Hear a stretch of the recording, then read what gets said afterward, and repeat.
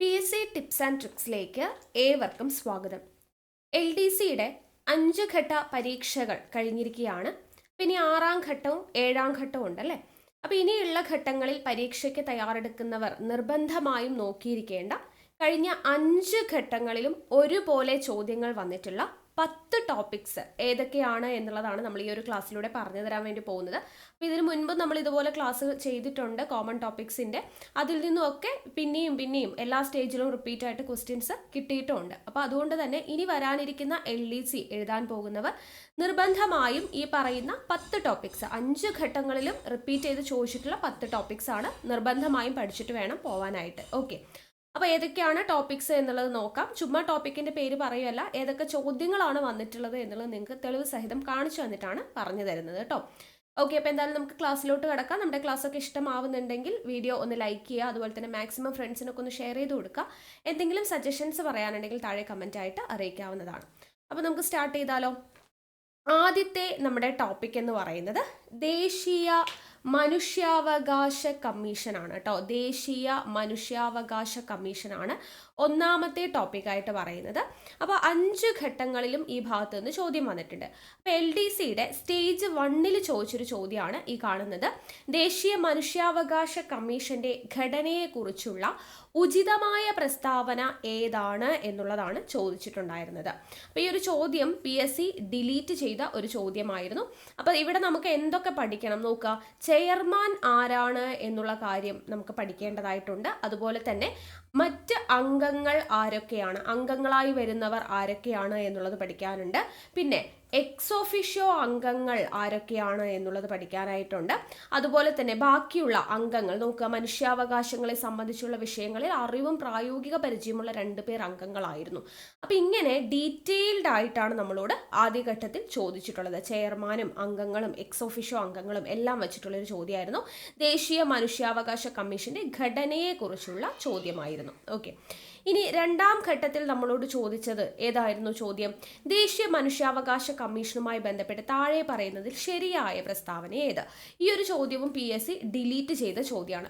അപ്പോൾ ഇവിടെ കമ്മീഷനിൽ 5 അംഗങ്ങളാണ് ഉള്ളത് എന്നുള്ളത് കൊടുത്തിട്ടുണ്ട്. ചെയർമാൻ സഹിതം, ചെയർമാൻ ഉൾപ്പെടെ 6 അംഗങ്ങളാണ്, 5 അംഗങ്ങളാണെന്നാണ് കൊടുത്തിട്ടുണ്ടായിരുന്നത്. അപ്പോൾ അംഗങ്ങൾ എത്ര എണ്ണമാണ് എന്നുള്ളത് അവിടെ ചോദിച്ചിട്ടുണ്ട്. അതുപോലെ ഒരു അംഗം, സുപ്രീം കോടതിയിലെ മുൻ ജഡ്ജി ഒരു അംഗമാണ്, ഹൈക്കോടതിയിലെ മുൻ ജഡ്ജി ഒരു അംഗമാണ്. അപ്പോൾ ഈ അംഗങ്ങൾ ആരൊക്കെയാണ് എന്നുള്ളതാണ് ഇവിടെ ചോദിച്ചിരിക്കുന്നത്. അംഗങ്ങളുടെ എണ്ണവും അംഗങ്ങൾ ആരൊക്കെയാണ് എന്നുള്ളതും. അപ്പോൾ ഈ രീതിയിൽ 2ാമത്തെ ചോദ്യം കിട്ടി.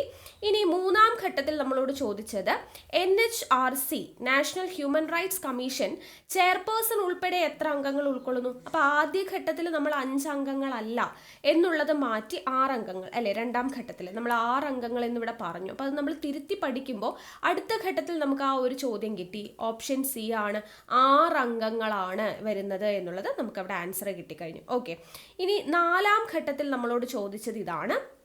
ഏത് നിയമപ്രകാരമാണ് NHRC സ്ഥാപിച്ചത് എന്നുള്ളത്?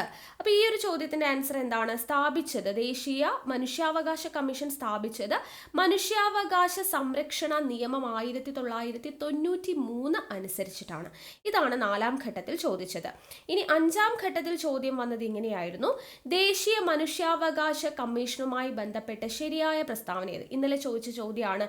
അപ്പോൾ ഇതിൻ്റെ ആൻസർ ഓപ്ഷൻ D ആണ്. ഈ പറഞ്ഞിരിക്കുന്ന എല്ലാം ശരിയാണ് എന്നുള്ളതായിരുന്നു കേട്ടോ. കമ്മീഷന് ശിക്ഷ വിധിക്കാനുള്ള അധികാരമില്ല, ഗവൺമെന്റിനോട് ശുപാർശ ചെയ്യാനുള്ള അവകാശം മാത്രമേ ഉള്ളൂ, കമ്മീഷൻ നടത്തിയ അന്വേഷണത്തിന്റെ അടിസ്ഥാനത്തിൽ നടപടികൾ ആരംഭിക്കാൻ കോടതിയോട് ശുപാർശ ചെയ്യാം. അപ്പം ഇങ്ങനെ 5 ഘട്ടങ്ങളിലും ചോദ്യം വന്നൊരു ടോപ്പിക്കാണ് ദേശീയ മനുഷ്യാവകാശ കമ്മീഷൻ. നമ്മളിത് ഡീറ്റെയിൽഡ് ആയിട്ട് ക്ലാസ് എടുത്തിട്ടുണ്ട്. പിന്നെ ഇന്നലെ നടന്ന 5ാം ഘട്ടത്തിൽ നടന്ന പരീക്ഷയ്ക്ക് നമ്മൾ ചെയ്തിട്ടുണ്ടായിരുന്ന സാധ്യതാ ചോദ്യങ്ങൾ എന്ന് പറഞ്ഞ പരീക്ഷയുടെ തലേ ദിവസം ഒരു ക്ലാസ് ചെയ്തിട്ടുണ്ടായിരുന്നു. അതിൽ നിന്നും ഒരുപാട് ചോദ്യങ്ങൾ വന്നിട്ടുണ്ട്. അപ്പോൾ അത് ഏതൊക്കെ ചോദ്യങ്ങളാണെന്നുള്ളത് ഞാൻ അവസാനം പറയാം കേട്ടോ. ഓക്കെ, അപ്പോൾ ഇനി അടുത്ത ഘട്ടത്തിലേക്കുള്ളവർക്കും സാധ്യതാ ചോദ്യങ്ങളുടെ ക്ലാസ്സൊക്കെ പ്രയോജനപ്പെടുത്താവുന്നതാണ്. അടുത്ത നമ്മുടെ 2ാമത്തെ ടോപ്പിക്കാണ് വിവരാവകാശ നിയമം എന്ന് പറയുന്നത്. വിവരാവകാശ നിയമവുമായി ബന്ധപ്പെട്ട് ആദ്യഘട്ടത്തിൽ ചോദിച്ചത് ഇതാണ്. വിവരാവകാശ നിയമം 2005 പ്രകാരം സംസ്ഥാന ചീഫ് ഇൻഫർമേഷൻ കമ്മീഷണറിനെ നിയമിക്കുന്നത് ആര് എന്നുള്ളത്. ഉത്തരം ഓപ്ഷൻ B ആണ്, സംസ്ഥാനത്തിലെ ഗവർണർ എന്നുള്ളത്. അടുത്ത ചോദ്യം, 2005 വിവരാവകാശ നിയമത്തിന്റെ 2-ാം വകുപ്പിൽ ഇനി പറയുന്നവയ്ക്കുള്ള അവകാശം ഉൾപ്പെടുന്നു. അപ്പം വകുപ്പിൽ എന്തൊക്കെയാണ് ഉൾപ്പെടുന്നത് എന്നുള്ളതും കൂടെ കൊടുത്തിട്ടുണ്ട്. അപ്പം അതിന്റെ ആൻസർ ഓപ്ഷൻ ഡി ആണ്. എല്ലാം വരുന്നുണ്ട്. അതായത് ജോലി, രേഖകൾ എന്നിവയുടെ പരിശോധന, രേഖകളുടെ ചാർജുകൾ, എക്സ്ട്രാക്റ്റുകൾ അല്ലെങ്കിൽ സാക്ഷ്യപ്പെടുത്തിയ പകർപ്പുകൾ, മെറ്റീരിയലിന്റെ സാക്ഷ്യപ്പെടുത്തിയ സാമ്പിളുകൾ എടുക്കൽ, ഇതെല്ലാം വരുന്നുണ്ട് 2-ാം വകുപ്പിൽ. ഓക്കെ, ഇനി 3-ാം ഘട്ടത്തിൽ നമ്മളൊരു ചോദിച്ചത് ഇതാണ്, വിവരാവകാശ നിയമപ്രകാരം വിവരങ്ങൾ വെളിപ്പെടുത്തിയാൽ അത് നിഷേധിക്കാവുന്നതാണ്, എങ്ങനെയുള്ള സാഹചര്യത്തിലാണെന്നുള്ളതാണ് ചോദിച്ചത്. PSC ഈ ഒരു ചോദ്യവും ഡിലീറ്റ് ചെയ്തിട്ടുള്ളതാണ്. ഇതൊക്കെ നമ്മൾ ഡീറ്റെയിൽഡ് ആയിട്ട് ക്ലാസ് എടുത്തിട്ടുള്ളതാണ്. അടുത്ത ചോദ്യം, വിവരാവകാശ നിയമപ്രകാരം മുഖ്യ വിവരാവകാശ കമ്മീഷണർ, ഇൻഫർമേഷൻ കമ്മീഷണർമാർ എന്നിവരുടെ പരമാവധി കാലാവധി എത്രയാണെന്ന് ചോദിച്ചിട്ടുണ്ട്. ഈ ഒരു ചോദ്യവും PSC ഡിലീറ്റ് ചെയ്ത ചോദ്യമായിരുന്നു. അടുത്തത്, ഇന്നലെ നടന്ന പരീക്ഷയ്ക്ക് 5-ാം ഘട്ടത്തിൽ ചോദിച്ച ചോദ്യമാണ്. താഴെ പറയുന്നവയിൽ വിവരാവകാശ നിയമപ്രകാരം ലഭിക്കാവുന്ന വിവരം ഏതാണ് എന്നുള്ളതാണ് ചോദിച്ചിരിക്കുന്നത്. ഉത്തരം ഓപ്ഷൻ എ ആണ്, മന്ത്രിസഭയുടെ തീരുമാനങ്ങൾ എന്നുള്ളത് കേട്ടോ. അപ്പോൾ 5 ഘട്ടങ്ങളിലും ഒരുപോലെ ചോദ്യങ്ങൾ വന്ന 2-ാമത്തെ ടോപ്പിക്കാണ് വിവരാവകാശ നിയമം. ഓക്കെ അല്ലേ? അടുത്ത 3-ാമത്തെ ടോപ്പിക് എന്ന് പറയുന്നത് ഉപഭോക്തൃ സംരക്ഷണ നിയമം. ഇതെല്ലാം നമ്മൾ ഡീറ്റെയിൽഡ് ആയിട്ട് ക്ലാസ് എടുത്തിട്ടുള്ളതാണ്. അതിൽ നിന്ന് തന്നെയാണ് ചോദ്യം വന്നിട്ടുള്ളത്. അപ്പോൾ ഉപഭോക്തൃ സംരക്ഷണ നിയമം 2019 പ്രകാരം ഇത് ആദ്യഘട്ടത്തിൽ ചോദിച്ച ചോദ്യമാണ്. അപ്പോൾ ഉപഭോക്തൃ സംരക്ഷണ നിർവചനത്തിൽ ഉൾപ്പെടാത്ത സേവനങ്ങൾ ഏതെന്നാണ് ചോദിച്ചിരിക്കുന്നത്. ഉത്തരം ഓപ്ഷൻ എ ആയിരുന്നു, നിസ്വാർത്ഥ സേവനങ്ങൾ.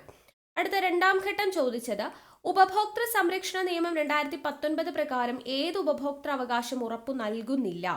ആൻസർ, ചൂഷണത്തിനുള്ള അവകാശം ഉറപ്പു നൽകുന്നില്ല. അടുത്തത് 3-ാം ഘട്ടത്തിൽ ചോദിച്ചത്, ഉപഭോക്തൃ അവകാശങ്ങൾ സംരക്ഷിക്കുന്നതിനായി ഉപഭോക്തൃ സംരക്ഷണ നിയമം 2019 കീഴിൽ സ്ഥാപിതമായ ബോഡികൾ ഏതൊക്കെയാണെന്നാണ്. ഉത്തരം ഓപ്ഷൻ ബി ആണ്, ഉപഭോക്തൃ തർക്ക പരിഹാര കമ്മീഷൻ. ഇനി 4-ാം ഘട്ടത്തിൽ ചോദിച്ചത്, ഉപഭോക്തൃ സംരക്ഷണ നിയമം 2019 പ്രകാരം സ്ഥാപിതമായ സെൻട്രൽ കൺസ്യൂമർ പ്രൊട്ടക്ഷൻ അതോറിറ്റിയുടെ പ്രാഥമിക പ്രവർത്തനം എന്താണ് എന്നുള്ളതായിരുന്നു. ഉത്തരം ഓപ്ഷൻ സി ആണ്, ഉപഭോക്താക്കളുടെ അവകാശങ്ങൾ സംരക്ഷിക്കുന്നതിനും നടപ്പിലാക്കുന്നതിനും എന്നുള്ളത്. ഇനി ഇന്നലെ 5-ാം ഘട്ടത്തിൽ ചോദിച്ച ചോദ്യം, ഉപഭോക്തൃ സംരക്ഷണ നിയമപ്രകാരം ജില്ലാ കമ്മീഷന്റെ അധികാര പരിധി എത്രയാണ്? നമ്മൾ ഡീറ്റെയിൽ ആയിട്ട് പഠിപ്പിച്ചിട്ടുള്ളതാണ്. ഉത്തരം ഓപ്ഷൻ സി ആണ്, 1 കോടി രൂപ വരെ എന്നുള്ളത്. അപ്പോൾ 5 ഘട്ടത്തിലും ചോദ്യം ചോദിച്ചൊരു ഭാഗമാണ് ഉപഭോക്തൃ സംരക്ഷണ നിയമം. അടുത്ത ടോപ്പിക്കാണ്, അടുത്ത നമ്മുടെ 4-ാമത്തെ ടോപ്പിക്കാണ് ഹരിത വിപ്ലവം എന്ന് പറയുന്നത്. അപ്പോൾ ഹരിത വിപ്ലവത്തെക്കുറിച്ച് ആദ്യഘട്ടത്തിൽ ചോദിച്ചതാണ് ഇത്. ഇന്ത്യയിലെ ഹരിത വിപ്ലവത്തിന്റെ ഭാഗമല്ലാത്ത പ്രസ്താവന ഏത്? ഇവിടെ ആൻസർ ഓപ്ഷൻ ഡി ആണ് വരുന്നത്. 1, 2, 3 ശരിയാണ്, 4 ശരിയല്ല. അതായത് 4 എന്ന് പറയുന്നത് 1-ാം പഞ്ചവത്സര പദ്ധതി മുതൽ ഹരിത വിപ്ലവം ആരംഭിച്ചു എന്നുള്ളതാണ്. അത് തെറ്റാണല്ലോ. 3-ാം പഞ്ചവത്സര പദ്ധതി മുതലാണ്. അത് തെറ്റാണ്. ബാക്കിയെല്ലാം ശരിയാണ്. ആധുനിക സാങ്കേതിക വിദ്യ ഉപയോഗിച്ച് കാർഷികോൽപാദനത്തിൽ വൻ വർധനവ് സൃഷ്ടിച്ചു. ഭക്ഷ്യോൽപാദന രംഗത്ത് ഇന്ത്യ സ്വയം പര്യാപ്തത കൈവരിച്ചു. ജലസേചന സൗകര്യങ്ങൾ, അത്യുൽപാദന ശേഷിയുള്ള വിത്തിനങ്ങൾ, രാസവളങ്ങൾ, രാസകീടനാശിനികൾ എന്നിവ വ്യാപകമായി ഉപയോഗിക്കപ്പെട്ടു. ഇത് 1-ാം ഘട്ടത്തിൽ ചോദിച്ചത്. ഇനി 2-ാം ഘട്ടത്തിൽ വീണ്ടും ഹരിത വിപ്ലവം വന്നു. ഹരിത വിപ്ലവത്തിന്റെ ചോദ്യം ഇതായിരുന്നു, ഹരിത വിപ്ലവത്തിന്റെ നേട്ടങ്ങളെ പറ്റിയുള്ള പ്രസ്താവനകളിൽ ശരിയല്ലാത്തത് ഏത്? ഉത്തരം ഓപ്ഷൻ സി ആണ്, ഗ്രാമീണ അസമത്വം. ഈ പറയുന്ന പോയിന്റ്സ് ഒക്കെ പഠിച്ചവർക്ക് ഇന്നലെ ചോദിച്ച ചോദ്യം വളരെ ഈസി ആയിട്ട് തോന്നിയിട്ടുണ്ടാകും. അടുത്തത് 3-ാം ഘട്ടത്തിൽ ചോദിച്ചത്, ഇന്ത്യയിൽ ഹരിത വിപ്ലവത്തിന്റെ ശില്പി എന്നറിയപ്പെടുന്നത് ആരാണ്? നമുക്കറിയാം, ഡോക്ടർ MS സ്വാമിനാഥനാണ്. ഇത്രയും പോയിന്റ്സ് നിങ്ങൾക്ക് കിട്ടിയിട്ടുണ്ടോ? അടുത്തത്, ഇന്ത്യയിൽ ഹരിത വിപ്ലവം ആരംഭിച്ചത് ഏത് പഞ്ചവത്സര പദ്ധതി കാലയളവിലാണ്? അപ്പോൾ 1-ാം ഘട്ടത്തിൽ നമ്മൾ തിരുത്തി പഠിച്ചു അല്ലേ, 3-ാം പഞ്ചവത്സര പദ്ധതിയാണ് എന്നുള്ളത്. അപ്പോൾ അതും കിട്ടി. ഇനി ഇന്നലെ ചോദിച്ച ചോദ്യം നോക്കുക, ഹരിത വിപ്ലവവുമായി ബന്ധപ്പെട്ട് ചുവടെ ചേർത്തിരിക്കുന്ന പ്രസ്താവനയിൽ ശരിയായത് ഏത്? അപ്പം ഇത്രയും നേരം നമ്മൾ പഠിച്ച പോയിന്റ്സ് ഒക്കെ തന്നെയാണ് ചോദിച്ചത്. ഡോക്ടർ MS സ്വാമിനാഥൻ ഇന്ത്യൻ ഹരിത വിപ്ലവത്തിന്റെ പിതാവ് എന്നറിയപ്പെടുന്നു, നമ്മൾ പറഞ്ഞു. ഇന്ത്യയിൽ ഹരിത വിപ്ലവം ഗോതമ്പ് വിപ്ലവം എന്നറിയപ്പെടുന്നു. ഹരിത വിപ്ലവം ധനിക കർഷകരും ദാരിദ്ര്യ കർഷകരും തമ്മിലുള്ള വിടവ് വർദ്ധിപ്പിച്ചു. ഭക്ഷ്യധാന്യങ്ങളുടെ കാര്യത്തിൽ ഇന്ത്യ സ്വയം പര്യാപ്തത നേടി. ഇതെല്ലാം എന്താണ്? ശരിയാണ്. ഓപ്ഷൻ ഡി ആയിരുന്നു ആൻസർ ആയിട്ട് കൊടുത്തിട്ടുള്ളത്. ഓക്കെ, അപ്പോൾ ഇങ്ങനെ 5 ഘട്ടത്തിലും ചോദ്യം വന്ന 4-ാമത്തെ ടോപ്പിക്കാണ് ഹരിത വിപ്ലവം. ഇനി അഞ്ചാമത്തെ നമ്മുടെ ടോപ്പിക്കായിട്ട് നമുക്ക് പറയാൻ പറ്റുന്നത് ഗവൺമെന്റിന്റെ ഘടകങ്ങൾ എന്ന് പറയുന്ന ടോപ്പിക്ക് എടുത്തു പറയേണ്ടതായിട്ടുണ്ട്. ഗവൺമെന്റിന്റെ ഘടകങ്ങൾ, അതിൽ പ്രത്യേകിച്ച് പഠിക്കേണ്ടത് ഉപരാഷ്ട്രപതിയെ കുറിച്ചാണ്. ഉപരാഷ്ട്രപതിയെ കുറിച്ച് പഠിക്കുമ്പോൾ രാജ്യസഭയെ കുറിച്ച് കൂടെ നമ്മൾ ഇത് രണ്ടും കൂടെ കണക്ട് ചെയ്തിട്ട് പഠിക്കണം. രാജ്യസഭയുടെ അധ്യക്ഷനാണല്ലോ ഉപരാഷ്ട്രപതി. അപ്പൊ രണ്ടും കൂടെ നമ്മൾ കണക്ട് ചെയ്ത് പഠിക്കുകയാണെങ്കിൽ നമുക്ക് 5 ഘട്ടങ്ങളിലും ഈ ഭാഗത്ത് നിന്ന് ചോദ്യം വന്നിട്ടുണ്ട്. അല്ലെങ്കിൽ ഗവൺമെന്റിന്റെ ഘടകം എന്ന് പറയുന്ന ടോപ്പിക്ക് കംപ്ലീറ്റ് ആയിട്ട്, അത് രാഷ്ട്രപതി, ഉപരാഷ്ട്രപതി, രാജ്യസഭ, ലോക്സഭ, സുപ്രീം കോടതി, ഇങ്ങനെയുള്ള എല്ലാ കാര്യങ്ങളും, ഗവർണർ, മുഖ്യമന്ത്രി, ഇതിൽ നിന്നൊക്കെ നമുക്ക് ചോദ്യം വന്നിട്ടുണ്ട്. 5 ഘട്ടങ്ങളിലും റിപ്പീറ്റ് ആയിട്ട് ചോദിച്ച ഭാഗം എന്ന് പറയുന്നത് ഉപരാഷ്ട്രപതി, രാജ്യസഭ, ഈ ഭാഗങ്ങളാണ്. അപ്പൊ ആദ്യ ഘട്ടത്തിൽ നമ്മളോട് ചോദിച്ചത് രാജ്യസഭയുടെ പ്രത്യേക അധികാരങ്ങളെ സംബന്ധിക്കുന്ന ശരിയായ പ്രസ്താവന ഏതെന്നായിരുന്നു. ഉത്തരം ഓപ്ഷൻ ബി ആയിരുന്നു. 1ഉം 2ഉമാണ് ശരി. അതായത് സംസ്ഥാനങ്ങളെ ബാധിക്കുന്ന എല്ലാ പ്രശ്നങ്ങളും രാജ്യസഭയുടെ അംഗീകാരത്തിന് പരിഗണനയ്ക്ക് വിടണം എന്നുള്ളതും, സംസ്ഥാന പട്ടികയിലെ വിഷയങ്ങൾ രാജ്യത്തിന്റെ പൊതു താല്പര്യം പരിഗണിച്ച് യൂണിയൻ ലിസ്റ്റിലോ കൺകറന്റ് ലിസ്റ്റിലോ മാറ്റണമെങ്കിൽ അതിന് രാജ്യസഭയുടെ അംഗീകാരം വേണം എന്നുള്ളതുമാണ്. ഇനി രണ്ടാം ഘട്ടത്തിൽ നമ്മളോട് ചോദിച്ചത് ഉപരാഷ്ട്രപതിയുമായി ബന്ധപ്പെട്ട് താഴെ പറയുന്ന ശരിയായ പ്രസ്താവന ഏതാണ്. ഉത്തരം ഓപ്ഷൻ സി ആയിരുന്നു, ഓൾ ഓഫ് ദി എബവ്. അതായത് ഉപരാഷ്ട്രപതിയെ 5 വർഷത്തേക്കാണ് തിരഞ്ഞെടുക്കുന്നത്. അപ്പം നിങ്ങൾ ഈ ഒരു ചോദ്യം കാണുമ്പോൾ നിങ്ങൾക്ക് മനസ്സിലാവും, ഇതിനെ തന്നെ തിരിച്ചാണ് നമുക്ക് ഇന്നലെ നടന്ന പരീക്ഷയ്ക്ക് ചോദിച്ചത്. 5 വർഷം എന്നുള്ളത് തെറ്റിക്കൊടുത്തു, 6 വർഷം എന്നാക്കിയിട്ട് കേട്ടോ. ഇനി രണ്ടാമത്തെ പോയിന്റ്, ഉപരാഷ്ട്രപതി രാജ്യസഭ അധ്യക്ഷനാണ്. പ്രസിഡന്റിനെ തിരഞ്ഞെടുക്കുന്നത് പോലെയാണ് ഉപരാഷ്ട്രപതിയെ തിരഞ്ഞെടുക്കുന്നത്. അപ്പോൾ ഈ ഉപരാഷ്ട്രപതിയെ തിരഞ്ഞെടുക്കുന്നത് എങ്ങനെയാണെന്നുള്ളത് എക്സ്ട്രാ റിലേറ്റഡ് ഫാക്ട്സ് നമ്മൾ പഠിപ്പിച്ചിട്ടുണ്ടായിരുന്നു. അപ്പോൾ അങ്ങനെ പഠിച്ചവർക്ക് ഇന്നലത്തെ ചോദ്യം ഈസി ആയിട്ട് കിട്ടിയിട്ടുണ്ടാവും. അതുകൊണ്ടാണ് ഇങ്ങനെയുള്ള കോമൺ ടോപ്പിക്സ് പഠിക്കണം എന്ന് നമ്മൾ പറയാൻ കാരണം. ഇനി അടുത്ത നമ്മുടെ മൂന്നാം ഘട്ടത്തിൽ ചോദിച്ചത് ഇന്ത്യൻ ഉപരാഷ്ട്രപതിയുടെ തെരഞ്ഞെടുപ്പുമായി ബന്ധപ്പെട്ട് താഴെ പറയുന്നതിൽ ശരിയായ പ്രസ്താവനകൾ ഏതെല്ലാം. ഉത്തരം ഓപ്ഷൻ ഡി ആണ്.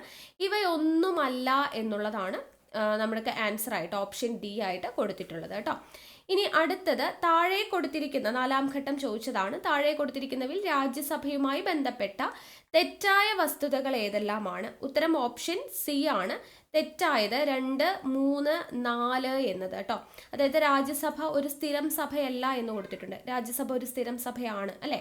പിന്നെ രാജ്യസഭാംഗങ്ങളെ 5 വർഷത്തേക്കാണ് തിരഞ്ഞെടുക്കുന്നത് എന്ന് കൊടുത്തിട്ടുണ്ട്. രാജ്യസഭ ജനങ്ങളുടെ പ്രതിനിധി സഭയാണ് എന്നുള്ളതും കൊടുത്തിട്ടുണ്ട്. ഇത് എല്ലാം തെറ്റാണെന്നാണ് പറയുന്നത്. ശരിയായത് എന്തുമാത്രമാണ്, രാജ്യസഭാ സ്പീക്കർ സ്ഥാനം ഉപരാഷ്ട്രപതിയാണ് വഹിക്കുന്നത് എന്നുള്ളതാണ് ശരിയായിട്ടുള്ളത്. ഓക്കെ. ഇനി അടുത്തത് നമ്മുടെ ഇന്നലെ നടന്ന പരീക്ഷയ്ക്ക് 5ാം ഘട്ടം ചോദിച്ച ചോദ്യമാണ്, ഇന്ത്യൻ ഉപരാഷ്ട്രപതിയുമായി ബന്ധപ്പെട്ട് ശരിയായ പ്രസ്താവന ഏത്. ഉപരാഷ്ട്രപതി 6 വർഷത്തേക്കാണ് തിരഞ്ഞെടുക്കുന്നത്. അപ്പം നമ്മൾ നേരത്തെ പറഞ്ഞു 5 വർഷത്തേക്കാണ് തിരഞ്ഞെടുക്കുന്നത് എന്നുള്ളത് അല്ലേ. അപ്പം അത് തെറ്റിപ്പോയി എന്നുള്ളത് നമുക്ക് മനസ്സിലായി. ഇനി അടുത്തത് നമുക്ക് തന്നിരിക്കുന്ന ഉത്തരം ഓപ്ഷൻ 1ഉം 3ഉം ആണ് നമുക്ക് തന്നിരിക്കുന്നത്. ശരിയായ പ്രസ്താവനയാണ് ചോദിച്ചിരിക്കുന്നത്. ഓക്കെ. അപ്പോൾ ഇവിടെ ശരിയായ പ്രസ്താവനയാണ് നമ്മുടെ PSCയുടെ പ്രൊവിഷണൽ ആൻസർ കീയിൽ ഓപ്ഷൻ സി ആണ്. പക്ഷെ അത് വരത്തില്ല, ഫൈനൽ ആൻസർ കീ വരുമ്പോൾ ആൻസർ മാറും കേട്ടോ. അപ്പോൾ ഇവിടെ വരുന്നത് ഇലക്ട്രൽ കോളേജാണ് ഉപരാഷ്ട്രപതിയെ തിരഞ്ഞെടുക്കുന്നത് എന്നുള്ളതും, അതുപോലെ സംസ്ഥാന നിയമസഭകളിലെ അംഗങ്ങൾ ഇലക്ട്രൽ കോളേജിൽ അംഗങ്ങളല്ല, ഇതുമാണ് വരേണ്ടത് കേട്ടോ. 2ഉം 3ഉം ആണ്. ബി ആണ് ആൻസർ ആയിട്ട് വരേണ്ടത്. ഓക്കെ. അടുത്ത ചോദ്യം നമുക്ക് വന്നിരിക്കുന്നത്, അപ്പോൾ ഉപരാഷ്ട്രപതി രാജ്യസഭ, ആ ചോദ്യം ഇമ്പോർട്ടൻ്റ് ആണ്. 5ാമത്തെ ടോപ്പിക്കായിട്ട് പഠിക്കുക. ഇനി അടുത്ത 6ാമത്തെ നമ്മുടെ ടോപ്പിക്കാണ് പോക്സോ ആക്ട് കേട്ടോ. പോക്സോ ആക്ടുമായി ബന്ധപ്പെട്ടിട്ടുള്ള ചോദ്യങ്ങൾ 5 ഘട്ടങ്ങളിലും ഒരുപോലെ ചോദിച്ചിട്ടുണ്ട്. ആദ്യ ഘട്ടത്തിൽ ചോദിച്ചത് 2012 പോക്സോ നിയമവുമായി ബന്ധപ്പെട്ട് താഴെ പറയുന്ന പ്രസ്താവനകളിൽ ഏറ്റവും യോജിക്കുന്ന പ്രസ്താവനകൾ ഏതൊക്കെയാണ് എന്നുള്ളതാണ് ചോദിച്ചിരിക്കുന്നത്. അപ്പോൾ ഇതിൻ്റെ ആൻസർ എന്ന് പറയുന്നത് ഓപ്ഷൻ സി ആണ്. 1ഉം 2ഉം 3ഉം ശരിയാണ്. പോക്സോ നിയമം വകുപ്പ് 28 അനുസരിച്ച് ഓരോ ജില്ലയിലും ശിശു സൗഹാർദ്ദത്തിന് പ്രാധാന്യം നൽകി പ്രത്യേക കോടതി സ്ഥാപിക്കണം എന്നുള്ളതും, പോക്സോ നിയമത്തിലെ 27 വകുപ്പ് ലൈംഗിക കുറ്റകൃത്യങ്ങൾക്ക് വിധേയരാകുന്ന കുട്ടികളെ അടിയന്തര വൈദ്യ പരിശോധനയ്ക്ക് വിധേയരാക്കണം, പോക്സോ കേസുകളിൽ കുട്ടിയുടെ മൊഴി എടുക്കുമ്പോൾ പോലീസ് ഓഫീസർ ഔദ്യോഗിക വേഷത്തിൽ ആകരുത്. ഇത് 3ഉമാണ് ശരിയായിട്ടുള്ളത്. ഇനി 2ാം ഘട്ടത്തിൽ നമ്മളോട് ചോദിച്ചത് ഇതാണ്, 2012 കുട്ടികളുടെ ലൈംഗിക കുറ്റകൃത്യങ്ങളിൽ നിന്നുള്ള സംരക്ഷണ നിയമപ്രകാരമുള്ള കുറ്റം പ്രത്യേക കോടതി വിചാരണ ചെയ്ത ശേഷം ഇരയായ കുട്ടിയുടെ തെളിവുകൾ ഇനി പറയുന്ന പരിധിക്കുള്ളിൽ രേഖപ്പെടുത്തണം. എത്ര ദിവസം? ഓപ്ഷൻ ബി ആണ് 30 ദിവസത്തിനുള്ളിൽ എന്നുള്ളതാണ്. അടുത്ത ചോദ്യം വന്നിട്ടുള്ളത് പോക്സോ നിയമപ്രകാരം കുട്ടി എന്ന് വെച്ചാൽ ആരാണ്? ഉത്തരം എന്താ? ഓപ്ഷൻ എ ആണ് 18 വയസ്സിന് താഴെയുള്ള ഏതൊരു വ്യക്തിയും കുട്ടി എന്നതിൽ ഉൾപ്പെടുന്നു. ഇനി അടുത്ത ചോദ്യം വന്നിട്ടുള്ളത് 4ാമത്തെ ചോദ്യം, പോക്സോ നിയമം നിലവിൽ വന്നത് ഏത് വർഷമാണെന്ന് ചോദിച്ചിട്ടുണ്ട്. ഉത്തരം ഓപ്ഷൻ ഡി ആണ് 2012. ഇനി അടുത്ത ചോദ്യം വന്നത് പോക്സോ നിയമത്തിലെ ഏത് വകുപ്പാണ് കുട്ടിയെ അശ്ലീല ആവശ്യങ്ങൾക്ക് ഉപയോഗിക്കുന്നതിനുള്ള ശിക്ഷയെക്കുറിച്ച് പ്രതിപാദിക്കുന്നത്? ഉത്തരം ഓപ്ഷൻ ഡി ആണ് വിഭാഗം 14 എന്നുള്ളത് കേട്ടോ. ഇനി അടുത്ത ചോദ്യം വന്നത് ലൈംഗിക അതിക്രമങ്ങളിൽ നിന്ന്, ഇന്നലെ നടന്ന പരീക്ഷയ്ക്ക് ചോദിച്ചതാണ്, ലൈംഗിക അതിക്രമങ്ങളിൽ നിന്ന് കുട്ടികൾക്കുള്ള സംരക്ഷണ നിയമപ്രകാരം താഴെ പറയുന്നവയിൽ ശരിയായ പ്രസ്താവന ഏതാണ്?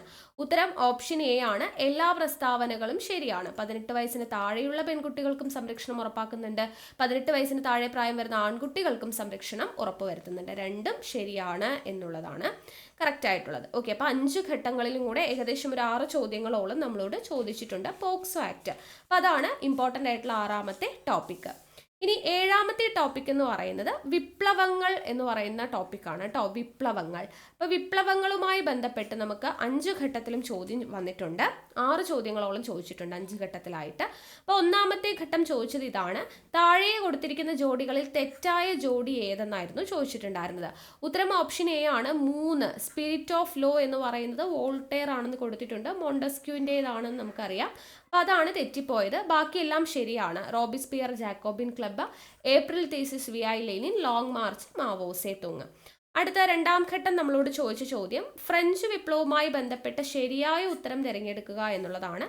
ഉത്തരം ഓപ്ഷൻ ബി ആണ് 2ഉം 3ഉം ആണ് ശരിയായിട്ടുള്ളത്. ഇതിൻ്റെയൊക്കെ ഡീറ്റെയിൽഡ് ആയിട്ടുള്ള എക്സ്പ്ലനേഷൻ നമ്മൾ ഓൾറെഡി ചെയ്തിട്ടുണ്ട്.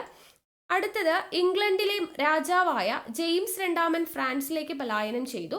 വില്യവും മേരിയും അധികാരത്തിൽ വന്നു. ഇത് ഏതുമായി ബന്ധപ്പെട്ടതാണെന്നാണ് ചോദിച്ചിട്ടുള്ളത്.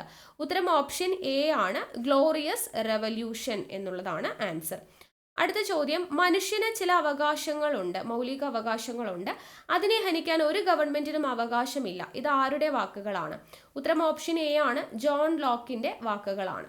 അടുത്തത് സൺയാത്സനിന്റെ തത്വങ്ങൾ ഏവ എന്നുള്ളതായിരുന്നു ചോദ്യം. ഉത്തരം ഓപ്ഷൻ സി ആണ് ദേശീയത, ജനാധിപത്യം, സോഷ്യലിസം എന്നിവയാണ് വരുന്നത്. അടുത്ത ചോദിച്ചത് ഇന്നലെ പരീക്ഷയ്ക്ക് ചോദിച്ചതായിരുന്നു, ഫ്രഞ്ച് വിപ്ലവത്തിന്റെ പ്രവാചകൻ എന്നറിയപ്പെടുന്നത് ആരാണ്? ഓപ്ഷൻ ബി ആണ് റൂസോയാണ്. ഓക്കെ, അപ്പൊ 5 ഘട്ടത്തിലായിട്ട് 6 ചോദ്യങ്ങൾ വന്നിട്ടുള്ള ഭാഗമാണ് വിപ്ലവങ്ങൾ. അടുത്ത ടോപ്പിക്ക് 8ാമത്തെ ടോപ്പിക്കാണ് ആസൂത്രണ കമ്മീഷൻ, അതുപോലെ തന്നെ നീതി ആയോഗ് എന്ന് പറയുന്നത്. ഇത് രണ്ടും കൂടെ നമ്മൾ ഒരൊറ്റ വീഡിയോ ആയിട്ട് പഠിച്ചിട്ടുണ്ടായിരുന്നു അല്ലേ? ആസൂത്രണ കമ്മീഷൻ, നീതി ആയോഗ് എന്ന് പറയുന്ന ടോപ്പിക്ക്. ഇതിൽ നിന്നും PSC 5 ഘട്ടങ്ങളിലും ചോദ്യങ്ങൾ ചോദിച്ചിട്ടുണ്ട്. ഏകദേശം 5 ചോദ്യങ്ങൾ തന്നെ ചോദിച്ചിട്ടുണ്ട്. അപ്പോൾ നമുക്ക് നോക്കാം. നീതി ആയോഗിൻ്റെ, ഇത് ആദ്യ ഘട്ടത്തിൽ ചോദിച്ചതാണ്, നീതി ആയോഗിൻ്റെ സംരംഭങ്ങളും ലക്ഷ്യങ്ങളും കൊടുത്തിട്ടുണ്ട്. അതിൻ്റെ കറക്റ്റ് ആയിട്ടുള്ളത് ചേരുംപടി ചേർക്കാനാണ്. ഉത്തരം ഓപ്ഷൻ സി ആണ് വരുന്നത് കേട്ടോ. സി ആണ് ആൻസർ വരുന്നത്. അടൽ ഇന്നോവേഷൻ മിഷൻ എന്ന് പറയുന്നത് സംരംഭകത്വം, നവീന ആശയ രൂപീകരണം എന്നിവ ത്വരിതപ്പെടുത്തുക. മെഥനോൾ സമ്പദ്ഘടന എന്ന് പറയുന്നത് എണ്ണ ഇറക്കുമതി ബില്ല് കുറയ്ക്കുക. സഹകരണ ഫെഡറലിസം എന്ന് പറയുന്നത് സംസ്ഥാനങ്ങളുടെ പ്രവർത്തനങ്ങൾ ഏകോപിപ്പിക്കുക.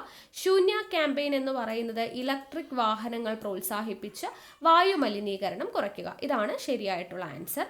അടുത്ത 2ാം ഘട്ടം നമ്മളോട് ചോദിച്ചത് നീതി ആയോഗിന്റെ ചുമതലകളിൽ ഉൾപ്പെടാത്ത പ്രസ്താവനയാണ്. PSC ഒരു ചോദ്യം ഡിലീറ്റ് ചെയ്തതായിരുന്നു. അടുത്തത് നീതി ആയോഗിന്റെ ഇപ്പോഴത്തെ വൈസ് ചെയർപേഴ്സൺ ആരെന്നാണ്. ഉത്തരം ഓപ്ഷൻ ബി ആണ് സുമൻ ബെറി. അടുത്ത 4ാം ഘട്ടത്തിൽ ചോദിച്ചത് താഴെ പറയുന്നവയിൽ നീതി ആയോഗിന്റെ പ്രവർത്തന പരിധിയിൽ വരാത്തത് ഏത് എന്നായിരുന്നു. ഉത്തരം ഓപ്ഷൻ എ ആണ് ഗ്രാമതലത്തിൽ പദ്ധതികൾ ആവിഷ്കരിക്കുന്നു എന്നുള്ളത്. അടുത്ത ചോദ്യം, ഇന്ത്യയിൽ ആസൂത്രണ കമ്മീഷൻ നിലവിൽ വന്ന വർഷം. ഇന്നലെ ചോദിച്ച ചോദ്യമാണ്. ഉത്തരം ഓപ്ഷൻ ബി ആണ് 1950. ഓക്കെ, അപ്പോൾ അതാണ് 8ാമത്തെ നമ്മുടെ ടോപ്പിക്കായിട്ട് പറയുന്നത്. ഇനി 9ാമത്തെ ടോപ്പിക്ക് 5 ഘട്ടത്തിലും ഒരുപോലെ ചോദിച്ചതാണ്, പുത്തൻ സാമ്പത്തിക പരിഷ്കാരം. അപ്പോൾ പുത്തൻ സാമ്പത്തിക പരിഷ്കാരത്തെക്കുറിച്ച് ആദ്യ ഘട്ടത്തിൽ ചോദിച്ചിട്ടുള്ള ചോദ്യം ഇതാണ്, 1991 ഇന്ത്യ നടപ്പിലാക്കിയ പുത്തൻ സാമ്പത്തിക നയവുമായി ബന്ധപ്പെട്ട ശരിയായ പ്രസ്താവനകൾ കണ്ടെത്തുക. ഉത്തരം ഓപ്ഷൻ ഡി ആണ് വരുന്നത്. പ്രസ്താവനകൾ 2ഉം 3ഉം ശരിയാണ്. 1ഉം 4ഉം ശരിയല്ല, 2ഉം 3ഉമാണ് ശരി. എന്തൊക്കെയാ? ഇന്ത്യൻ സമ്പദ്ഘടനയെ ഉദാരവൽക്കരിച്ച് ആഗോള കമ്പോളവുമായി സംയോജിപ്പിക്കുക, പൊതുമേഖലാ സ്ഥാപനങ്ങളെ സ്വകാര്യവൽക്കരിക്കുക. ഇത് രണ്ടുമാണ് ശരി. അടുത്തത് 1991 രണ്ടാം ഘട്ടം ചോദിച്ചതാണ്. ബാലൻസ് ഓഫ് പേയ്മെന്റ് പ്രതിസന്ധി മറികടക്കാൻ ഗവൺമെന്റ് സ്വീകരിച്ച അടിയന്തര നടപടി ഏതെന്നാണ് ചോദിച്ചത്. ഉത്തരം ഓപ്ഷൻ സി ആണ്, വിദേശ കറൻസിക്കെതിരെയുള്ള രൂപയുടെ മൂല്യച്യുതി എന്ന് പറയുന്നത്. അടുത്ത ചോദ്യം വന്നത്, സാമ്പത്തിക പരിഷ്കരണാനന്തര കാലഘട്ടത്തിൽ പുറം കരാർ നൽകൽ രംഗത്ത് ഇന്ത്യ മുൻപന്തിയിലെത്താൻ സഹായിച്ച വസ്തുതകൾ ഏവ? ഉത്തരം ഓപ്ഷൻ സി ആണ്, 1ഉം 2ഉമാണ്. വൈദഗ്ധ്യമേറിയ മനുഷ്യവിഭവങ്ങളും കുറഞ്ഞ വേതന നിരക്കും. അടുത്തത്, ഉദാരവൽക്കരണ നയത്തിൻ കീഴിൽ സർക്കാർ ആരംഭിച്ച സാമ്പത്തിക പരിഷ്കാരങ്ങൾ. ഉത്തരം ഓപ്ഷൻ ബി ആണ്, വ്യാവസായിക ധനകാര്യ മേഖലകളിലെ പരിഷ്കാരങ്ങൾ. അടുത്തത്, താഴെ കൊടുത്തിരിക്കുന്നവയിൽ ഇന്ത്യയിൽ 1991 പുത്തൻ സാമ്പത്തിക പരിഷ്കാരങ്ങൾ നടപ്പിലാക്കുവാനുണ്ടായ കാരണങ്ങളാണ് ചോദിച്ചിരിക്കുന്നത്. ഉത്തരം ഓപ്ഷൻ ഡി ആണ്, ഇന്നലെ നടന്ന പരീക്ഷയ്ക്ക് ചോദിച്ചതാണ്. ഗൾഫ് യുദ്ധം, വിദേശ നാണയ കരുതൽ ശേഖരത്തിന്റെ കുറവ്, ഉയർന്ന ഫിസിക്കൽ കമ്മി, പെട്രോളിയം ഉൽപ്പന്നങ്ങളുടെ വില വർധനവ്. നമ്മൾ എക്സ്പെക്റ്റഡ് ക്വസ്റ്റ്യൻസ് ചെയ്തപ്പോൾ പറഞ്ഞ ചോദ്യമായിരുന്നു. ഓക്കെ, അപ്പോൾ ഇതാണ് 9ാമത്തെ ടോപ്പിക്, പുത്തൻ സാമ്പത്തിക പരിഷ്കാരം. ഇനി 10ാമത്തെ ടോപ്പിക്കായിട്ട് നമ്മൾ പറയുന്നത് ഇന്ത്യൻ ഭരണഘടന കടമെടുത്ത ആശയങ്ങൾ എന്നുള്ളതാണ് കേട്ടോ 10ാമത്തെ ടോപ്പിക്ക്. അപ്പോൾ അതിൽ ആദ്യം ചോദിച്ചത്, ഇന്ത്യൻ ഭരണഘടന അമേരിക്കൻ ഭരണഘടനയിൽ നിന്നും കടമെടുത്ത ആശയങ്ങളിൽ ശരിയായത് ഏതെന്നാണ് ചോദിച്ചിരിക്കുന്നത്. അപ്പോൾ അമേരിക്കൻ ഭരണഘടനയിൽ നിന്നും കടമെടുത്ത ആശയങ്ങൾ ഓപ്ഷൻ സി ആണ്, 2ഉം 3ഉം, മൗലിക അവകാശങ്ങളും നിഷ്പക്ഷമായ നീതിന്യായ വ്യവസ്ഥയും. അടുത്ത ചോദ്യം വന്നത്, ഇന്ത്യൻ ഭരണഘടന ബ്രിട്ടീഷ് ഭരണഘടനയിൽ നിന്നും കടമെടുത്തിട്ടുള്ള ആശയങ്ങൾ ഏതൊക്കെയാണ്? ഉത്തരം ഓപ്ഷൻ ബി ആണ്, 2ഉം 3ഉം, കേവല ഭൂരിപക്ഷ സമ്പ്രദായവും നിയമനിർമ്മാണ പ്രക്രിയയും.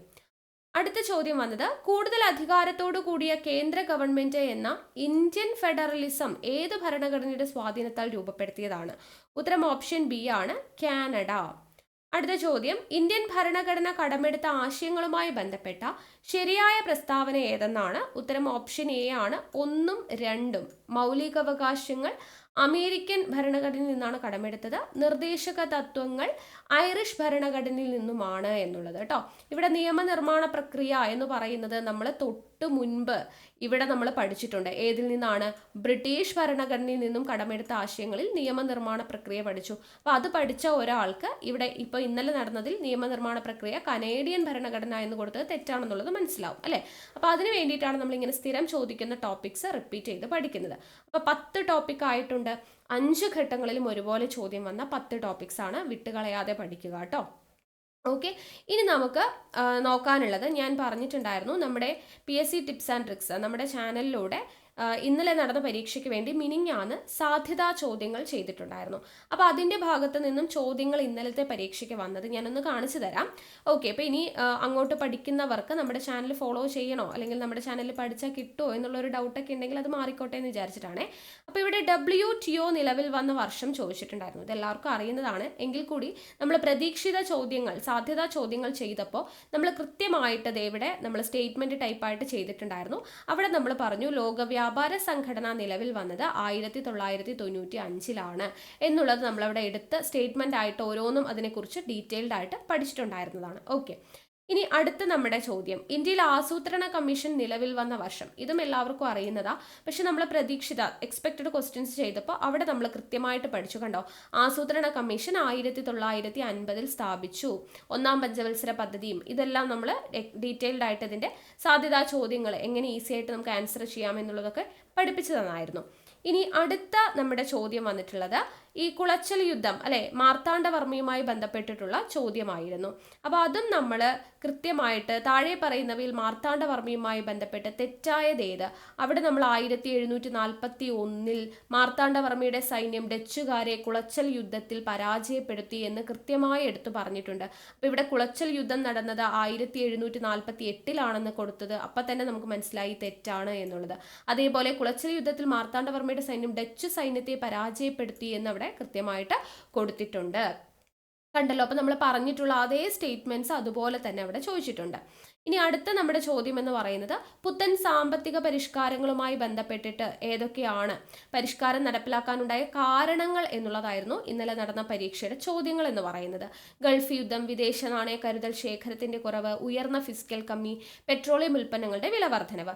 ഇതും നമ്മൾ സാധ്യതാ ചോദ്യങ്ങൾ ചെയ്തപ്പോൾ അവിടെ കൃത്യമായിട്ട് പറഞ്ഞു, താഴെ കൊടുത്തിരിക്കുന്നവയിൽ ഇന്ത്യയിൽ പുത്തൻ സാമ്പത്തിക നയങ്ങൾ ഉടലെടുക്കുന്നതിന് കാരണം അല്ലാത്തതേത്? അവിടെ നമ്മൾ ഉയർന്ന ജനസംഖ്യാ നിരക്ക് മാത്രം കാരണമല്ല എന്ന് പറഞ്ഞു. ബാക്കി നോക്കിക്കേ, ഗൾഫ് പ്രതിസന്ധി, വിദേശ നാണയ കരുതൽ ശേഖരത്തിലുള്ള ഇടിവ്, ഉയർന്ന ഫിസിക്കൽ കമ്മി, ഇതെല്ലാം കൃത്യമായിട്ട് ഞാൻ അടയാളപ്പെടുത്തി പറഞ്ഞു തന്നതാണ് അല്ലേ? യെസ്. അപ്പൊ അത് ക്ലാസ്സിൽ ഡിസ്കസ് ചെയ്ത ചോദ്യം അതുപോലെ തന്നെ ചോദിച്ചു. ചോദ്യം കണ്ടപ്പോൾ എനിക്ക് ഒരുപാട് സന്തോഷം തോന്നി കേട്ടോ. ഇനി അടുത്ത നമ്മുടെ ചോദ്യം, ഇന്ത്യൻ ഭരണഘടന കടമെടുത്ത ആശയങ്ങളുമായി ബന്ധപ്പെട്ട ശരിയായ പ്രസ്താവന ഏതെന്നാണ് ചോദിച്ചിട്ടുണ്ടായിരുന്നത്. ഇപ്പം നമ്മൾ പറഞ്ഞതേ ഉള്ളൂ അല്ലെ, മൗലിക അവകാശങ്ങൾ അമേരിക്കൻ ഭരണഘടന, നിർദ്ദേശക തത്വങ്ങൾ ഐറിഷ് ഭരണഘടന എന്നുള്ളത്, നിയമനിർമ്മാണ പ്രക്രിയ എന്ന് പറയുന്നത് ഏതിൽ നിന്നാണ് എന്നുള്ളത് അല്ലേ. ഇനി അതേപോലെ തന്നെ വീണ്ടും നമ്മൾ ആ ഒരു ഭാഗം ഭരണഘടനയിൽ നിന്നും കടമെടുത്ത സവിശേഷതകളിൽ പെടാത്തതേത് ഞാൻ കഴിഞ്ഞ ക്ലാസ്സിൽ പഠിപ്പിച്ചു തന്നതാണ് അല്ലേ. അപ്പോൾ അവിടെ നമ്മൾ അവശിഷ്ട അധികാരത്തെക്കുറിച്ച്, കാനഡയിൽ നിന്നാണ്, നീതിന്യായ പുനഃപരിശോധന, USA എന്നുള്ള കടമെടുത്ത ആശയങ്ങൾ നമ്മൾ ഡിസ്കസ് ചെയ്തിട്ടുണ്ടായിരുന്നു. അതുപോലെ തന്നെ റിട്ടുകളുമായി ബന്ധപ്പെട്ട ശരിയായ പ്രസ്താവന ഇന്നലെ ചോദിച്ചതാണ്. അപ്പോൾ അതിൽ സുപ്രീം കോടതിക്കും ഹൈക്കോടതിക്കും മാത്രമേ റിട്ടുകൾ പുറപ്പെടുവിക്കാൻ സാധിക്കൂ എന്നുള്ളതായിരുന്നു ആൻസർ ആയിട്ട് വന്നത്. ഇതേ ചോദ്യം നമ്മൾ എക്സ്പെക്റ്റഡ് ക്വസ്റ്റ്യൻസ് ചെയ്തപ്പോൾ നമ്മൾ ക്ലാസ്സിൽ ഡിസ്കസ് ചെയ്തു അല്ലേ. എന്നിട്ട് ഇവിടെ ആദ്യത്തെ സ്റ്റേറ്റ്മെന്റ് ആയിട്ട് കൊടുത്തത് എന്തായിരുന്നു? ഇന്ത്യയിലെ എല്ലാ കോടതികൾക്കും ഉത്തരവുകൾ പുറപ്പെടുവിക്കാൻ അധികാരമുണ്ട്. അപ്പോൾ നമ്മൾ പറഞ്ഞു അത് തെറ്റാണ്, സുപ്രീം കോടതിക്കും ഹൈക്കോടതിക്കും മാത്രമേ അധികാരമുള്ളൂ എന്നുള്ളത് എഴുതി പറഞ്ഞു തന്നതിൻ്റെ സ്ക്രീൻഷോട്ടാണ് ഞാൻ ഇവിടെ വെച്ചിട്ടുള്ളത് കേട്ടോ. അപ്പോൾ അത് നമ്മൾ കൃത്യമായിട്ട് പറഞ്ഞ പോയിന്റ് ആയിരുന്നു ചോദിച്ചത്. ഇനി അടുത്തത് നിർദ്ദേശക തത്വവുമായി ബന്ധപ്പെട്ട ശരിയായ പ്രസ്താവന എന്ന് പറഞ്ഞിട്ട് ചോദിച്ചിട്ടുണ്ടായിരുന്നു. നിർദ്ദേശക തത്വങ്ങളിൽ ഉൾപ്പെടുന്ന പ്രസ്താവന, 2 ചോദ്യങ്ങളാണ് നിർദ്ദേശക തത്വങ്ങളുമായിട്ട് ബന്ധപ്പെട്ട് വന്നത്. അതും നമ്മൾ എക്സ്പെക്റ്റഡ് ക്വസ്റ്റ്യൻസ് ചെയ്തപ്പോൾ കണ്ടോ, നമ്മുടെ നിർദ്ദേശക തത്വങ്ങളുമായി ബന്ധപ്പെട്ടവ ഏതൊക്കെയെന്ന് കണ്ടെത്തുക. അതിൽ കൃത്യമായിട്ട് പറഞ്ഞിട്ടുണ്ട്, ഇന്ത്യയെ ഒരു ക്ഷേമ രാഷ്ട്രമാക്കി മാറ്റുകയാണ് ഇതിൻ്റെ ലക്ഷ്യം അല്ലെ. ഈ നിർദ്ദേശങ്ങൾ സംരക്ഷിക്കുന്നതിനായി കോടതിയെ സമീപിക്കാവുന്നതാണ്, അത് തെറ്റാണ് എന്ന് നമ്മൾ പഠിപ്പിച്ചു അല്ലെ. അപ്പോൾ രാഷ്ട്രപിതാവായ മഹാത്മാഗാന്ധിയുടെ ആശയങ്ങൾ ഉൾപ്പെടുത്തിയിട്ടുണ്ട്. നയരൂപീകരണത്തിലും പദ്ധതി നടത്തിപ്പിലും രാഷ്ട്രം പരിഗണിക്കേണ്ടതും നടപ്പിലാക്കേണ്ടതുമായിട്ടുള്ള നിർദ്ദേശങ്ങളാണിവ. അതെല്ലാം കൃത്യമായിട്ട് ഇവിടെ കൊടുത്തിട്ടുണ്ട്. സമൂഹം കൈക്കൊള്ളേണ്ട ചില ഉദ്ദേശ ലക്ഷ്യങ്ങളാണ് ഇവ എന്നുള്ളതൊക്കെ കൊടുത്തിട്ടുണ്ട്. ഓക്കെ, അപ്പോൾ അതും നമ്മൾ പറഞ്ഞ ചോദ്യമായിരുന്നു. ഇനി അടുത്തതും അതുപോലെ തന്നെ നിർദ്ദേശക തത്വങ്ങൾ ഭാഗം എത്രയിലാണ് ഉൾപ്പെടുന്നത്? ഐറിഷ് ഭരണഘടനയിൽ നിന്ന് കടം കൊണ്ടതാണ് എന്ന് കൊടുത്തിട്ടുണ്ട്. അതിവിടെ നമുക്ക് തെറ്റായിട്ടാണ് ഇവിടെ നമ്മളോട് ചോദിച്ചിട്ടുണ്ടായിരുന്നത് അല്ലെ. ഐറിഷ് ഭരണഘടനയിൽ നിന്നുമാണോ കടം കൊണ്ടിട്ടുള്ളത് എന്നുള്ളതും കൊടുത്തിട്ടുണ്ടായിരുന്നു. ഓക്കെ, അപ്പോൾ അത് നമ്മൾ ഡിസ്കസ് ചെയ്താണ്. 2 ചോദ്യങ്ങൾ നിർദ്ദേശക തത്വങ്ങളുമായി ബന്ധപ്പെട്ട് ഡിസ്കസ് ചെയ്തതായിരുന്നു ചാനലിൽ. പിന്നെ ഉപരാഷ്ട്രപതിയുമായി ബന്ധപ്പെട്ടത് ഞാൻ എപ്പോഴും ക്ലാസ്സിൽ ഒരുപാട് ക്വസ്റ്റ്യൻസ് വിത്ത് റിലേറ്റഡ് ഫാക്ട്സ് ഒക്കെ ഡിസ്കസ് ചെയ്യുമ്പോൾ പറഞ്ഞിട്ടുള്ളതാണ്. ഉപരാഷ്ട്രപതി ഡീറ്റെയിൽ ആയിട്ട് ക്ലാസ്സും എടുത്തിട്ടുള്ളതാണ്. ഇത് നമ്മൾ പരീക്ഷയ്ക്ക് പോകുന്നതിന് തലേ ദിവസം ചെയ്ത വീഡിയോയിൽ നിന്ന് ചോദിച്ച ചോദ്യങ്ങൾ മാത്രമാണ് പറഞ്ഞിട്ടുള്ളത് കേട്ടോ. ഇനി അടുത്തത് ലിസ്റ്റ് കേട്ടോ, കേന്ദ്ര ലിസ്റ്റിൽ ഉൾപ്പെടുന്ന വിഷയം ചോദിച്ചിട്ടുണ്ടായിരുന്നു. അതുപോലെ തന്നെ താഴെ പറയുന്ന പ്രസ്താവനകളിൽ ശരി ഏത് എന്ന് പറഞ്ഞിട്ട് ഇവിടെ മുഴുവൻ പൊതുജനാരോഗ്യം സംസ്ഥാന ലിസ്റ്റിലാണ്, വനം കൺകറന്റ് ലിസ്റ്റാണ്, സൈബർ നിയമങ്ങൾ ശിഷ്ടാധികാരത്തിലാണ് വരുന്നത് എന്നുള്ളതും കേന്ദ്ര ലിസ്റ്റിലെ വിദേശകാര്യം, പോസ്റ്റ് ആൻഡ് ടെലഗ്രാഫ്, ഇതും നമ്മൾ എക്സ്പെക്റ്റഡ് ക്വസ്റ്റ്യൻസ് ചെയ്തപ്പോൾ കൃത്യമായിട്ട് പറഞ്ഞിട്ടുണ്ടായിരുന്നു അല്ലേ. വനം, വിദ്യാഭ്യാസം, തൊഴിലാളി സംഘടനകൾ കൺകറന്റ് ലിസ്റ്റാണ്, ജയിൽ, മദ്യം, വാണിജ്യം സംസ്ഥാന ലിസ്റ്റാണ്, ബാങ്കിങ് എന്ന് പറയുന്ന കേന്ദ്ര ലിസ്റ്റാണ്, പൊതുജനാരോഗ്യവും പോലീസും സ്റ്റേറ്റ് ലിസ്റ്റാണ് എന്ന് നമ്മൾ പറഞ്ഞിട്ടുണ്ടായിരുന്നു. അതേപോലെ തന്നെ നമ്മളോട് പൊതുജനാരോഗ്യവും വനവും നമ്മൾ നേരത്തെ പറഞ്ഞ സൈബർ നിയമവും ഇതെല്ലാം നമ്മളോട് ചോദിച്ചു. ഓക്കെ, ലിസ്റ്റും നമ്മൾ പറഞ്ഞ അതേ ചോദ്യം വന്നിട്ടുണ്ടായിരുന്നു. ഇനി അതേപോലെ തന്നെ വരുന്നതാണ് നമ്മുടെ ഇന്ത്യൻ ഭരണഘടനാ ഭേദഗതി എന്ന് പറഞ്ഞത്. നമ്മൾ നേരത്തെ സുപ്രീം കോടതിയുടെ കാര്യം പറഞ്ഞില്ലേ, ആ കാര്യങ്ങളും നമ്മൾ സുപ്രീം കോടതിയാണ് ഹൈക്കോടതിയാണ് റിട്ട് പുറപ്പെടുവിക്കുന്നതുമായി ബന്ധപ്പെട്ടിട്ടുള്ളത്.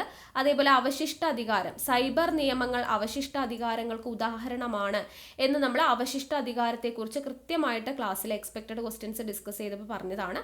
അത് തന്നെ നമ്മൾ ഇവിടെ ഒരു ചോദ്യമായിട്ട് വന്നു, സൈബർ നിയമങ്ങൾ ശിഷ്ടാധികാരത്തിൽ വരുന്നതാണ് എന്നുള്ളത്. ഓക്കെ അല്ലേ. അപ്പോൾ നമ്മൾ എക്സ്പെക്റ്റഡ് ക്വസ്റ്റ്യൻസിൽ പറഞ്ഞിട്ടുള്ള ചോദ്യമായിരുന്നു അതും. അടുത്തത് കേരള വനിതാ കമ്മീഷനുമായി ബന്ധപ്പെട്ടിട്ടുള്ള ചോദ്യമായിരുന്നു ഇന്നലെ ചോദിച്ചത്. അതിൽ ചെയർപേഴ്സൺ ശ്രീമതി സതീദേവിയാണ് എന്നുള്ളത് പറഞ്ഞിട്ടുണ്ട്. നമ്മൾ എക്സ്പെക്റ്റഡ് ക്വസ്റ്റ്യൻസ് ഡിസ്കസ് ചെയ്തപ്പോൾ ദേശീയ വനിതാ കമ്മീഷന്റെ അധ്യക്ഷ പറഞ്ഞ കൂട്ടത്തിൽ സംസ്ഥാന വനിതാ കമ്മീഷൻ അധ്യക്ഷ ആരാണെന്ന് ഓർത്തിരിക്കണം, പി സതീദേവി എന്ന് എഴുതി പറഞ്ഞു തന്നിട്ടുണ്ടായിരുന്നു അല്ലേ. അപ്പോൾ അതും നമ്മളോട് കൃത്യമായിട്ട് ചോദിച്ചിട്ടുണ്ട്. അതേപോലെ കേരള സംസ്ഥാന തിരഞ്ഞെടുപ്പ് കമ്മീഷനുമായി ബന്ധപ്പെട്ട് ശരിയായത് ചോദിച്ചിട്ടുണ്ടായിരുന്നു അല്ലേ, കേരള സംസ്ഥാനവുമായി ബന്ധപ്പെട്ട്. അതിൽ ഞാനിവിടെ നമ്മൾ കേന്ദ്ര തെരഞ്ഞെടുപ്പ് കമ്മീഷനിൽ വരുന്നത് ഏതൊക്കെയാണെന്ന് പറഞ്ഞപ്പോൾ അതിൽ തദ്ദേശ സ്വയംഭരണ സ്ഥാപനങ്ങളിലേക്കുള്ളത് വരില്ല, അത് സംസ്ഥാന തെരഞ്ഞെടുപ്പ് കമ്മീഷനാണ് തീരുമാനിക്കുന്നതെന്ന് പറഞ്ഞു. അത് അതുപോലെ തന്നെ നമ്മളോട് ചോദിക്കുകയും ചെയ്തു അല്ലേ. ഇതൊക്കെ എല്ലാവർക്കും അറിയുന്നതാണെങ്കിൽ കൂടി നമ്മൾ നാളത്തെ പരീക്ഷയ്ക്ക് ഇത് പ്രതീക്ഷിക്കാം എന്ന് പറഞ്ഞ് സെലക്ട് ചെയ്തെടുത്ത ചോദ്യങ്ങളിൽ കംപ്ലീറ്റ് ആയിട്ട് നമ്മൾ പറഞ്ഞ ചോദ്യങ്ങൾ വരുമ്പോൾ ഭയങ്കര ഒരു സന്തോഷമാണ് കേട്ടോ. പിന്നെ നമ്മളോട് ചോദിച്ചതാണ് കൊറോണറി ധമനികളിൽ കൊഴുപ്പടിഞ്ഞ് രക്തപ്രവാഹം തടസ്സപ്പെടുന്നത് മൂലം ഉണ്ടാകുന്ന രോഗം ഏതെന്നാണ് ഇന്നലെ ചോദിച്ചിട്ടുണ്ടായിരുന്നത്. അപ്പോൾ കൊറോണറി ധമനികളിൽ കൊഴുപ്പടിഞ്ഞ് രക്തപ്രവാഹം തടസ്സപ്പെടുന്നു. നോക്കിക്കേ, നമ്മൾ കഴിഞ്ഞ ദിവസം സയൻസിലെ പ്രതീക്ഷിക്കാവുന്ന ചോദ്യങ്ങൾ ചെയ്തപ്പോൾ കൃത്യമായിട്ട് പറഞ്ഞു കൊറോണറി ധമനികളിൽ കൊഴുപ്പടിഞ്ഞ് രക്തപ്രവാഹം തടസ്സപ്പെടുന്നത് ഹൃദയാഘാതം എന്നുള്ളത് നമ്മൾ കൃത്യമായിട്ട് പറഞ്ഞിട്ടുണ്ടായിരുന്നു, നമ്മൾ ക്ലാസ്സിൽ ഡിസ്കസ് ചെയ്തതായിരുന്നു. ഓക്കെ, അപ്പോൾ ഈ രീതിയിൽ നമ്മൾ നാളെ പരീക്ഷയ്ക്ക് പോകുന്നവർ നിർബന്ധമായും പഠിച്ചിരിക്കുക എന്ന് പറഞ്ഞ് സാധ്യതാ ചോദ്യങ്ങൾ എന്ന് പറഞ്ഞ് ചെയ്തു തന്ന വീഡിയോയിൽ നിന്നും ഇത്രയും ചോദ്യങ്ങൾ എടുത്തു ചോദിച്ചിട്ടുണ്ട്. അപ്പോൾ ഒത്തിരി സന്തോഷം. അപ്പോൾ അത് ക്ലാസ് കണ്ടുപോയവർക്ക് അതിൻ്റെ ഗുണം കിട്ടിയിട്ടുണ്ടാവും. അപ്പോൾ ഇനിയുള്ള ഘട്ടങ്ങളിലേക്ക് ശ്രദ്ധിക്കാൻ വേണ്ടിയിട്ടാണ് ഞാൻ ഇതിവിടെ കാണിച്ചത്. അടുത്ത ഘട്ടങ്ങളിലേക്കുള്ളവരും കൃത്യമായിട്ട് ക്ലാസ് ഫോളോ ചെയ്യുക, നിങ്ങൾക്ക് അതിൻ്റെ പ്രയോജനം ഉറപ്പായിട്ടും ഉണ്ടായിരിക്കും. ഓക്കെ അല്ലേ. അപ്പോൾ നമുക്ക് വീണ്ടും അടുത്ത ക്ലാസ്സുമായിട്ട് കാണാം. Thank you all. ബൈ.